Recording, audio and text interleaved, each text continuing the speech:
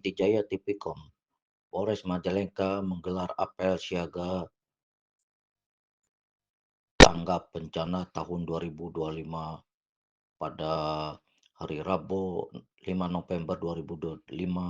Kegiatan yang berlangsung di halaman Mapolres Majalengka ini dihadiri unsur Muspida Kabupaten Majalengka, anggota TNI, anggota Polres Majalengka, Satuan Polisi Pamung Praja, Satpol PP, serta Dishub, serta anggota Polres Majalengka dan BPBD Kabupaten Majalengka.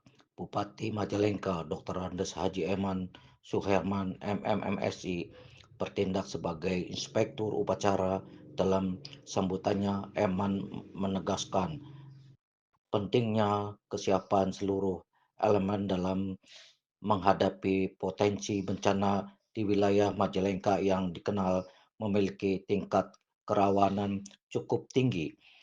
Pastikan kesiapan personil, sarana dan prasarana termasuk peralatan evakuasi, kendaraan operasional, serta ketersediaan logistis pendukung sehingga dapat segera digunakan ketika dibutuhkan.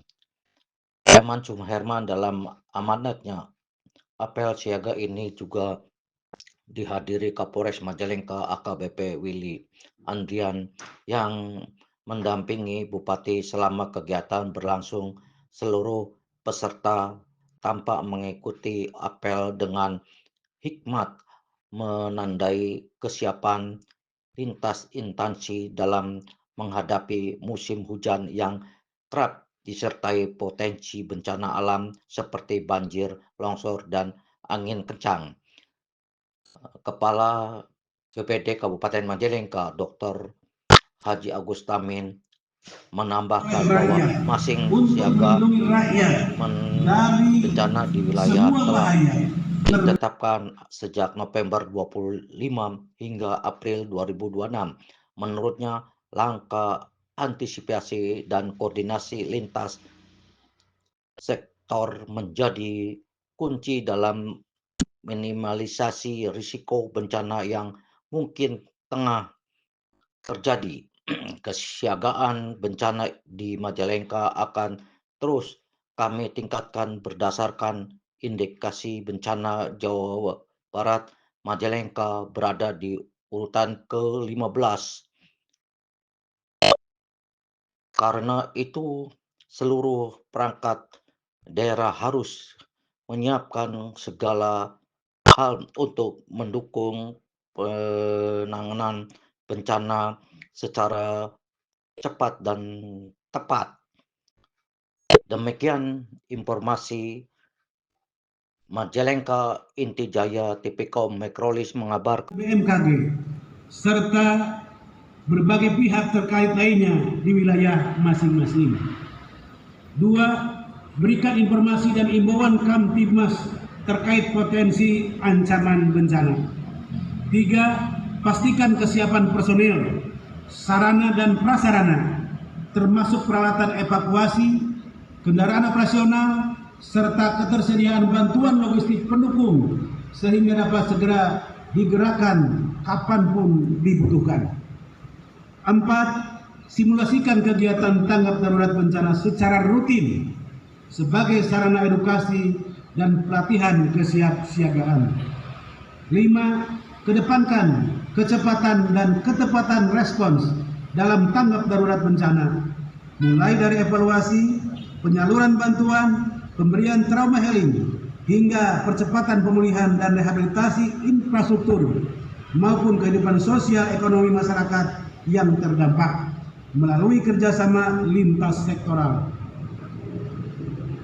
6. Laksanakan tugas kemanusiaan dengan penuh empati, humanis, dan profesional, sehingga tidak hanya menghadirkan rasa aman, tetapi juga kenyamanan bagi masyarakat.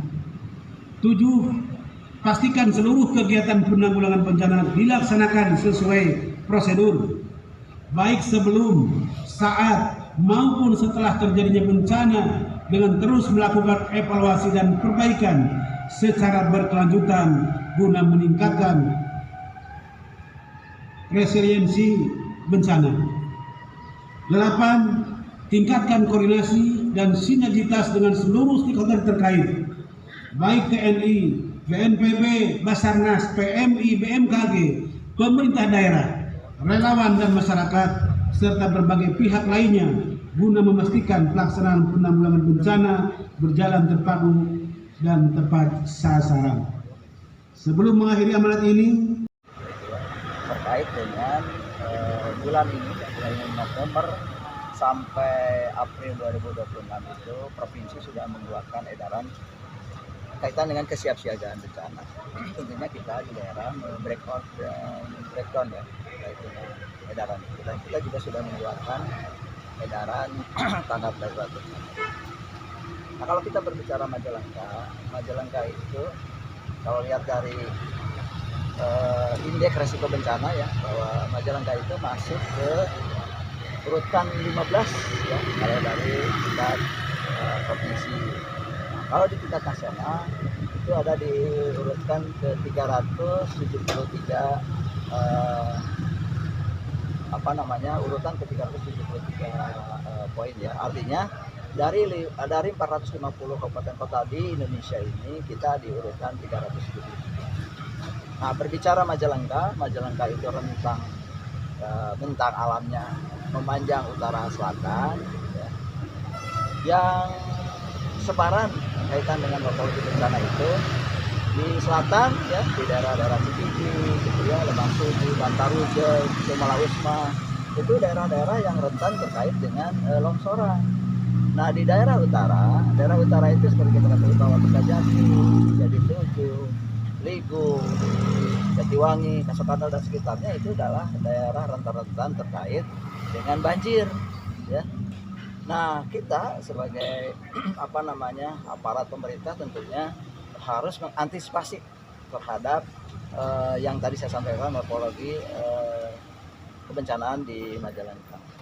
Nah, bil khusus BPBD itu ada namanya siklus ya. Siklus bencana itu sebelum kejadian bencana kami juga ada bidang pencegahan dan kesiapsiagaan bencana. Artinya sebelum kejadian bencana kita selalu menyampaikan informasi kepada masyarakat bagaimana pencegahan dan kesiapsiagaan kita menghadapi bencana.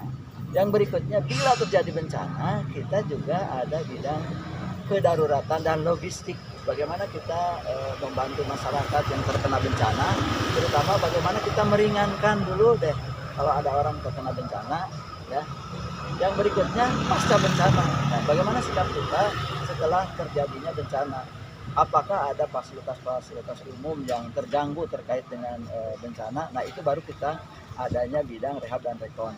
Saya kira itu ya secara garis besar. Sampai saat ini ada berapa kejadian? Nah, kalau per tanggal 5 Mei ini di sekitar 195 kejadian di Majalengka ya. Sebarannya hampir terjadi di seluruh kecamatan dan kabupaten. Rata-rata kejadiannya itu longsor dan banjir. Yang rawan bencana ada di Majalengka ada berapa kecamatan? Nah, kecamatan tadi saya sampaikan yang terpetakan itu di daerah selatan itu ya ada Cikijing yang selalu banjir ya kalau musim hujan. Yang longsor itu adalah Malausma, Lemah Suci, Bantarujek, Cingambu, gitu ya, Talaga. Gitu. Daerah selatan itu rawan longsor. Tapi yang khusus di Cikijing itu ada banjir ya di sini. Nah, yang berikutnya terkait banjir yang selalu tiap tahun ada, gitu, itu adalah daerah-daerah utara Majalengka yang tadi saya sampaikan. Yang pertama adalah Kertajati, Jatiluhur, Ligung, gitu kan, Kasokandal, Dauan, gitu ya, Jatiwangi. Ya, daerah-daerah situ ada daerah-daerah yang selalu banjir ya kalau musim hujan. Pak, ada kendala nggak sejauh ini dalam penanganan bencana di Majalengka? Misalnya kendala teknis, kurang operasional atau kendaraan seperti apa? Ya, sarana prasarana insya Allah lah ya, kalau sifatnya masih bencana lokal artinya masih bisa ditangani oleh kita Ya, sifatnya BPBD itu bisa memetakan atau memitigasi berapa sih dampak dari bencana itu. Ya. Artinya kita bisa membantu terkait dengan kebutuhan dasar biasanya. Kebutuhan dasar kalau orang terjadi bencana itu seperti alat mandi, sikat gigi, odol, sabun kayak gitu, kebutuhan dasar kita siapkan lah ya dibantu. Nah ada juga sembako lah ya. Tapi untuk memulihkan secara total itu juga kita harus bekerjasama dengan OPD lain ya, ada Dinsos, ada kalau dari kesehatan dari dinas kesehatan gitu ya. Ya jadi kita komprehensif kalau begitu terjadi kejadian bencana ya, tidak hanya BPBD ya. BPBD tadi saya sampaikan kita siap membantu terkait dengan mitigasi bagaimana dampak bencana itu terjadi terhadap masyarakat, terhadap infrastruktur gitu ya, terhadap orang per orang gitu ya. Kita petakan, kita sampaikan bagaimana langkah-langkah berikutnya.